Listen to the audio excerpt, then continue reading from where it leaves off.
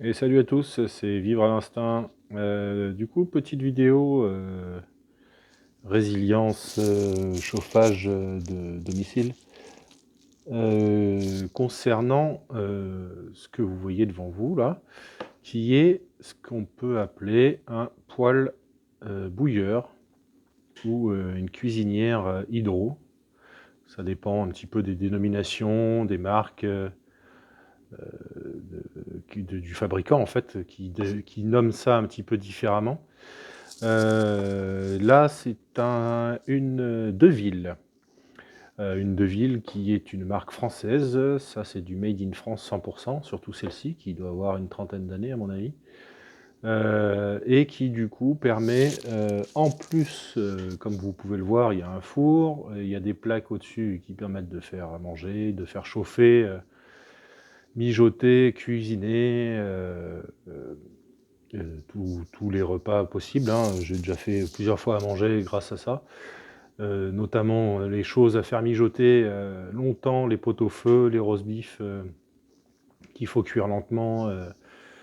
Voilà, c'est chez nous, on cuisine et on cuisine avec amour, donc on le fait bien. Et un outil comme ça, un petit truc comme ça permet vraiment de le faire super bien. Et de le faire en prenant bien son temps. Voilà, donc c'est une Deville. Alors, cette cuisinière hydro, bon, je vais l'appeler cuisinière hydro, elle a un foyer pouvant accueillir des bûches qui font, je dirais, 50, allez, presque 60, mais bon, avec 50, vous êtes plus tranquille, 45-50, on est plus tranquille pour y mettre dedans. Elle développe, en fonction des données constructeurs que j'ai pu retrouver, celle-ci développe entre 13 et 14 kilowatts au total. Si je dis au total, c'est parce que, en plus de développer de la chaleur, du coup, parce qu'il y a un corps en fonte, il y a un gros plateau en fonte, et du coup, il y a une chaleur radiante qui se répand dans la pièce dans laquelle cette cuisinière est posée, il y a à l'arrière une réserve d'eau qui fait une trentaine de litres, je crois, et qui sert du coup à chauffer de l'eau pour chauffer la maison. Alors à ça, nous on a décidé du coup de moderniser ce système. On a modernisé ce système en rajoutant, sur conseil d'un copain plombier, un super copain qui du coup m'a vraiment beaucoup aidé sur ce projet-là. Sur conseil de ce copain, on a rajouté un ballon tampon de 800 litres qui, grâce à un système de circulateur, permet de chauffer l'intégralité de la maison. Sachant que ici, là, on est sur un vieux corps de ferme qui date d'avant 1850, qui a été entièrement rénové par mes soins, et du coup, cette rénovation m'a permis du coup de tout casser, de tout décaisser et d'installer au rez-de-chaussée un plancher chauffant de 90 mètres carrés. Donc 90 mètres carrés de plancher chauffant. Je vous laisse imaginer du coup le volume d'eau qu'il faut, donc les 800 litres sont là pour ça, hein. À cela, on a deux radiateurs à l'étage et deux radiateurs sur la partie salle de bain et petite servitude, petite pièce un petit peu qui avait besoin d'être chauffée mais sans plus. Donc on a, et par contre sur toutes les grandes pièces de vie et notre chambre parentale, qui sont du coup dans les 90 mètres carrés dont je vous ai parlé, il n'y a pas de radiateur au mur. Il n'y a que le plancher chauffant et on ne chauffe la maison que avec ce système-là. Système qui du coup fonctionne au bois, bien sûr.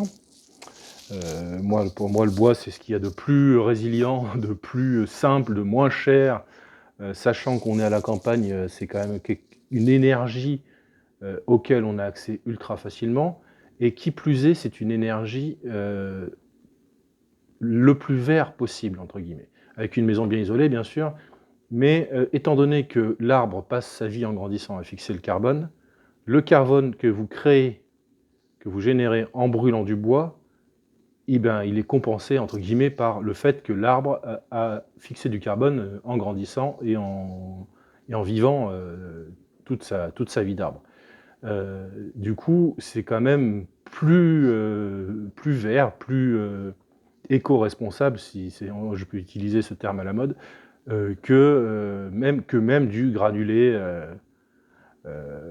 ou le copeau encore, ça peut passer parce que les plaquettes, c'est quand même du déchet vert qui est séché et réutilisé et valorisé. Du coup, c'est quelque chose d'intéressant, mais ça dépend des méthodes de séchage aussi. Bref, ça, c'est un autre débat. Du coup, en plus de faire le chauffage, le chauffage du domicile, ce système-là nous permet, couplé à un chauffe-eau mixte, de chauffer l'eau sanitaire la moitié de l'année. À partir du moment où on commence à chauffer au poêle, le chauffe-eau ne chauffe l'eau que comme ça.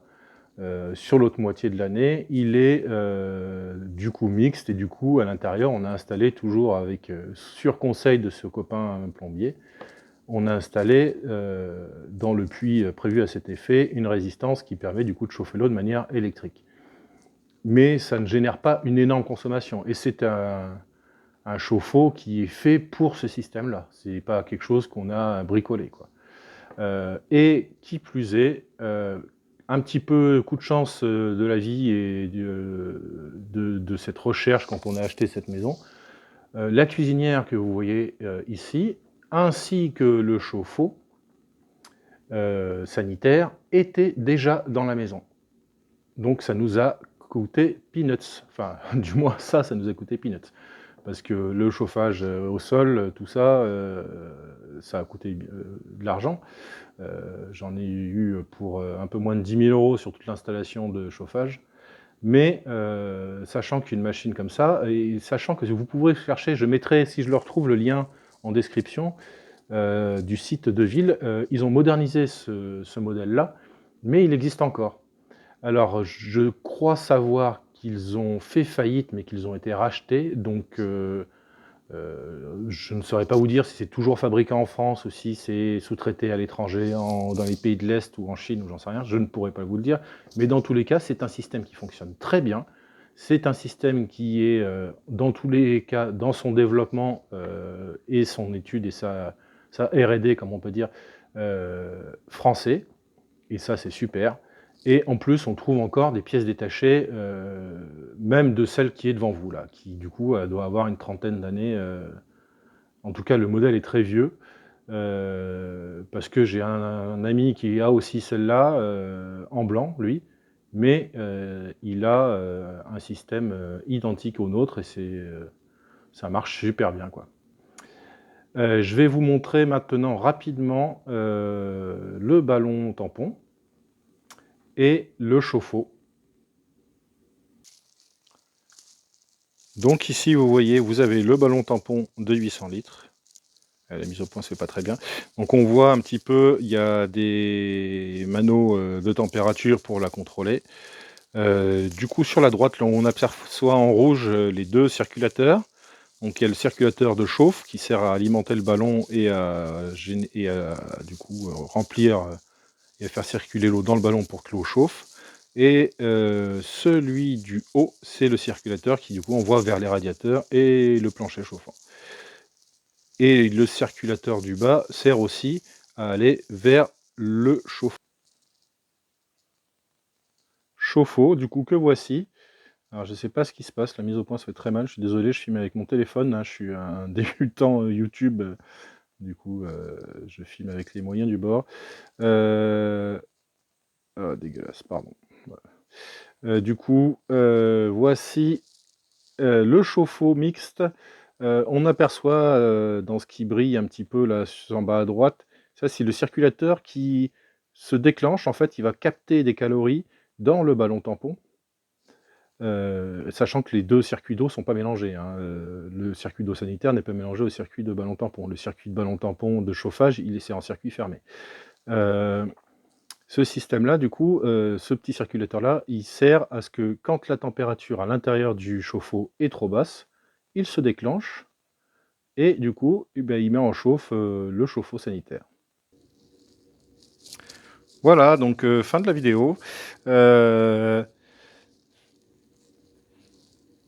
Voici un petit peu une vue en un peu plus grand. Voilà, il y a le four. Je ne sais pas si on voit très bien. Et le foyer, vous voyez, ça carbure. Voilà, avec en bas le bac à cendres. Voilà, donc n'hésitez pas si vous avez des questions. Vous pouvez me les laisser en commentaire, j'y répondrai avec plaisir. De toute façon, vous n'êtes pas beaucoup d'abonnés. Mais voilà, je tenais à vous partager ça. Je trouve que ça, c'est vraiment un système de chauffage qui est ultra résilient. Parce que ça fonctionne vraiment tout seul, sachant que les deux circulateurs qui sont électriques, qui sont donc sur 220, peuvent aussi assez facilement, étant donné que c'est des petits consommateurs d'électricité, être alimentés par, en cas de coupure d'électricité par un groupe électrogène très très facilement. C'est pas du tout quelque chose qui consomme de l'électricité, quoi. C'est des circulateurs, ça consomme vraiment rien. Voilà, allez, à très bientôt, salut les gars.